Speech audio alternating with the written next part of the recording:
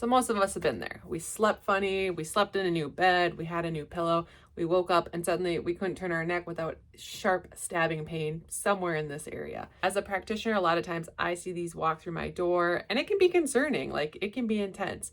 What I have found most of the time though is that it is a specific group of muscles that are affected, and that's what we're going to focus on today. So if you slept funny and you can't turn your neck or it hurts a side bend, we're going to focus on these two muscles, the levator scapulae and the upper trapezius. Both of these guys are responsible for shrugging the shoulder up to the ear, and unfortunately they get overused a lot in our daily life just with how we are structuring things and always doing things in front of us. They have to take on the role of pulling our head back, which is not what they're meant to do.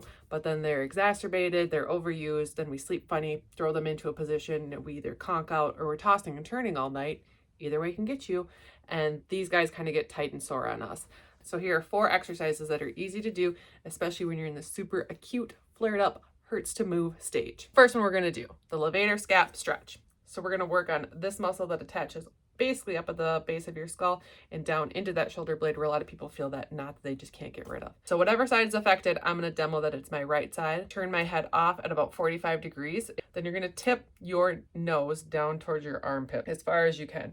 What we don't want to do is curl our whole body, so this is just happening at our neck. What to do then is take my left hand and gently pull forward on the back of my head. And if you're feeling flared up, but you're not feeling too flared up, you can also take your right hand and put it up over your head. That's really going to isolate out that levator scap.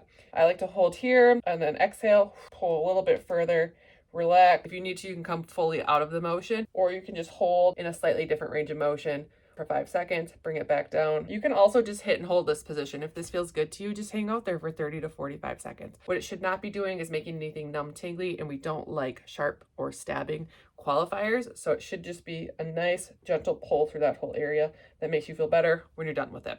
All right, move to somatic upper trap stretch. So if you're super spicy right now, what you can do is just work on that upper trap stretch. And what you're going to do is basically the same thing we just did for the levator stretch, only your nose is going to stay centered and you're just going to tip this ear off towards your shoulder as far as you can get it, getting some stretch through that side. You shouldn't get a ton of pinching on the side that you're bending to. If you do, we're going to back off on it and you're going to stay tuned for the move that I'm going to give you in a minute. So for this somatic stretch, what you're doing is you're tipping off to the side and you're stretching there for 3 seconds. Then bring it back to your affected side. You're going to shrug and tip your shoulder at the same time. So I'm shrugging here for 3, 2, 1. On the exhale, I'm letting that shoulder drop and I'm letting my head tip off to the side. I'm going to repeat this 3 or 4 times. And with each move, you should feel that you get a little bit further with a little less pain and restriction each rep. Third move, there we go. Third move, which we're going to combine with our 4th move, is actually an isometric stretch. So why I really love these movements is you start to get movement without really changing the joint moving through that area. So if the joint itself is irritated, you trying to induce some movement is just going to flare things up even more. So the isometric hold gets those muscles firing, which is a really comfortable way to get some movement through that area.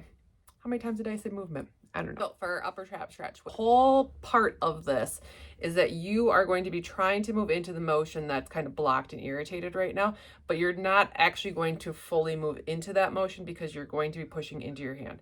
So if my hand wasn't here, I'd be able to side bend this way.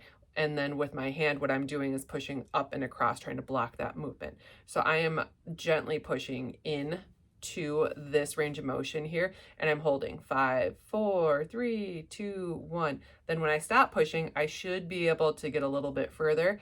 We're going to hold that new stretch there, and then what we're going to do is rinse and repeat. So I go anywhere 5 to 8 seconds. That's kind of what tricks the system into releasing and relaxing for you. You're going to do both sides on this one. And yes.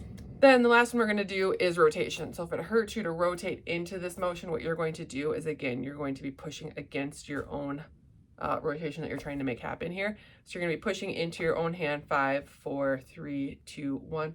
Relax. You should be able to get a little bit further into that motion that you just blocked a second ago.